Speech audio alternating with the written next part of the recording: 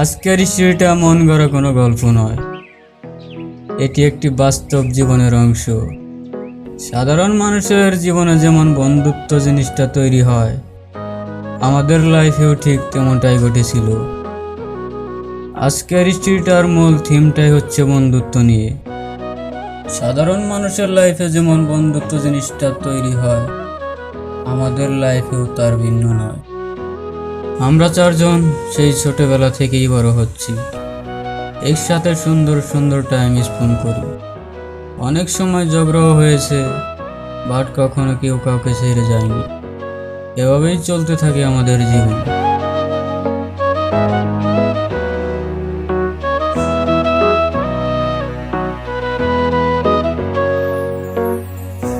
আরে বন্ধু, রাগ করিস না, আয় আবার খেলা শুরু করি।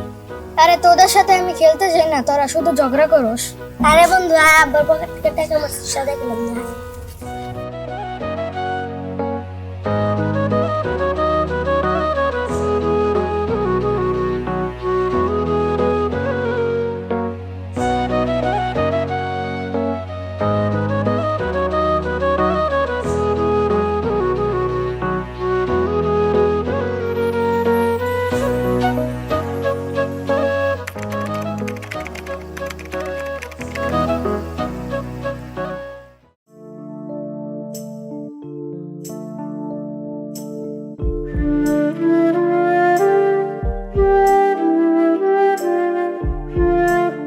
কিরে মামা, কি অবস্থা তোর? এই তো ভালো। তোর কি অবস্থা? এই তো আর অবস্থা, বুঝছ নাই মামা। নতুন চাকরি যে সার্কুলারটা হয়েছে, তোরা কেউ আবেদন করবি না?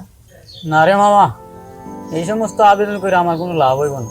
আরে বেটা, তোরা কি বলস না বলস, অন্তত পক্ষে আবেদনটা তো কর।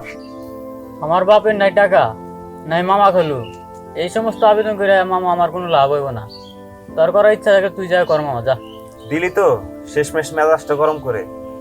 আমি আগেও বলছি, এখনো বলি, তোদের তোদের আমি শুধু বন্ধু ভাবি না, নিজের আপন ভাই ভাবি।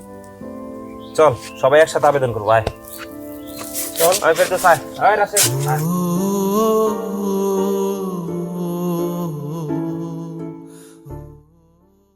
মামা চল তো বাসায় যাই, আজকে আম্মা আমার জন্য তেলের পিঠা বাঁচতেছে, তো সবাই মিলে মজা করে খাবো। আয়।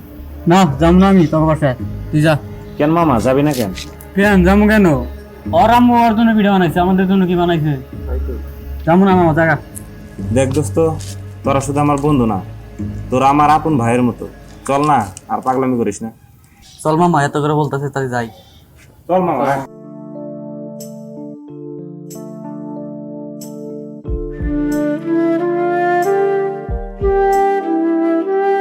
আরে ভাই, জামরাটা তো মনে হচ্ছে সেই লাগবে রে।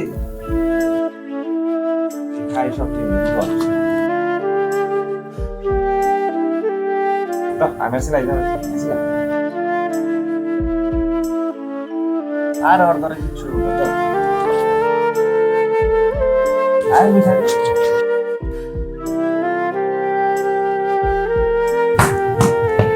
কি হাস কে? আমার তো সরকারি চাকরি হয়েছে। কি কস, তোর চাকরি হয়েছে? আরে মামা, সত্যি চাকরি হয়েছে আমার। ওই কি কয়? কিরে মামা, সত্যি তোর চাকরি হয়েছে? মামা তাহলে মামা তোলো সালাও। চাকরি বাকরি হইলো মামা, তাহলে ট্রিটমেন্ট দিবি না? কি রে মামা, ওর চাকরি বাকরি হইলো, আয় তাহলে রেস্টুরেন্টে বসে একদিন পার্টিটা দিতে। হ্যাঁ, দেওয়া যায়। তাহলে কি করছ মামা, কবে পার্টিটা দিবি? খালি সামনের মাসে। হ্যালো, আসসালামু আলাইকুম। কি চাকরি হয়েছে? জি স্যার, জি স্যার, জি স্যার, আমি কালকে আপনার সাথে দেখা করতেছি। আসসালামু আলাইকুম স্যার। ও মামা, আমার চাকরি হয়ে গেছে রে।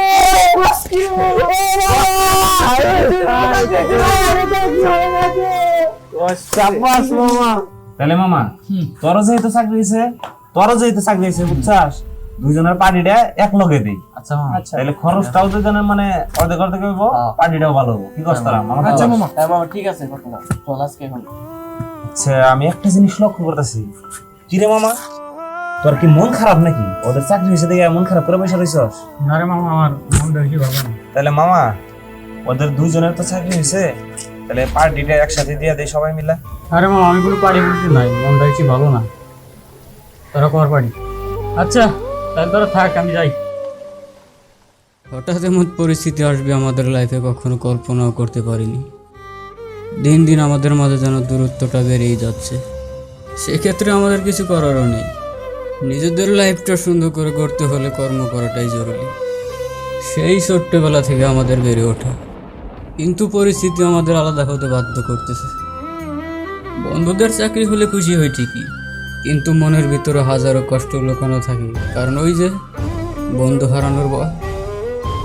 সত্যি বলতে কোনো মানুষ চায় না তার ছোটবেলার বন্ধু ছেড়ে থাকতে। ভেতরে ভেতরে সবাই কষ্ট পায়, আর এভাবেই সকল বন্ধুত্ব হারিয়ে যায় শুধুমাত্র পরিস্থিতির কারণে। হাই রে দুনিয়া, ছোটবেলা থেকে সব বন্ধু বান্ধব একসাথে বড় হইলাম, আর এই বড় হয়ে যে যার মতো আলাদা হওয়া লাগতেছে। আজকে বন্ধু বান্ধব যে যার মতো কাজে ব্যস্ত, আমারও তো বিদেশে যাওয়া লাগবে। এগুলো ভাবতেই কেমন জানি লাগে। হাই রে আজব দুনিয়া, কোন দায় কি আবার। হ্যালো, আসসালামু আলাইকুম। ওয়ালাইকুম আসসালাম। তন্ময়, হ্যাঁ জি স্যার বলেন। ওই যে তুমি বিদেশের কাগজপাতি জমা দিছিলে না, ওই কাগজপাতি তো সব রেডি হয়ে গেছে। তুমি কালকে সকালে এসে দেখা করো। ও স্যার, আমি কালকে আসতেছি তাইলে সকালবেলা। সকাল সকালে এসে করো, সকাল সকালে এসে তোমার কাগজপাতি সব রেডি আছে, তুমি নিয়ে যাও। অল্প কিছু দিনের মধ্যে তোমার ভাই। ও আচ্ছা ঠিক আছে স্যার, আমি কালকে আসতেছি। আচ্ছা ঠিক আছে। আচ্ছা মামা, ওরা দুইজন তো চলে গেল। এখন আমারও হয়তো কিছুদিনের ভিতরে সিঙ্গাপুর যাইতে হবো। এখন কি যে করি মামা, এগুলো ভাবতে তো আমার কেমন জানি লাগতেছে। এখন যা তোরা ভালো কিছু কর, আর সবার কপালে তো আর সব কিছু থাকে না। হয়তো আমার কপালেও চাকরি বাকরি নাই।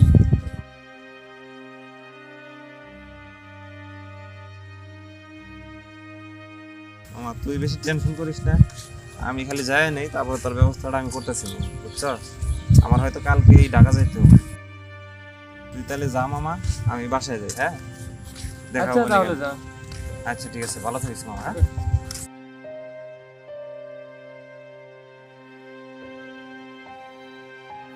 আলবি, আলবি, আয় আলবি, বাইরে আয়। কিরে কি হয়েছে? চিল্লাইতেছিস কেন? মামা, তন্ময় তো ঢাকা চলে গেছে, ওর নাকি আজকে রাত্রের ফ্লাইট। তুই যদি মামা দেখা করতে চাস তাহলে মামা 1 ঘন্টার ভিতরে ঢাকা চলে যা। তুই কি বলতেছিস মামা এগুলা? হ্যাঁ মামা ঠিকই কইছি, তাড়াতাড়ি যা। আচ্ছা মামা তুই থাক। হাই রে নির্মম বাস্তবতা, বন্ধুর সাথে শেষ দেখাটাও করতে পারলাম না। কখনো কল্পনাও করতে পারিনি বন্ধুগুলো এভাবে হারিয়ে যাবে। সত্যিকারের বন্ধুগুলো পরিবারের সমান, যে সব সময় বিপদে আপদে পাশে থাকে। তুই এগিয়ে যা, কেউ পাশে থাকুক বা না থাকুক, আমরা তো আর পাশে আছি বলা মানুষগুলোই প্রকৃত বন্ধু।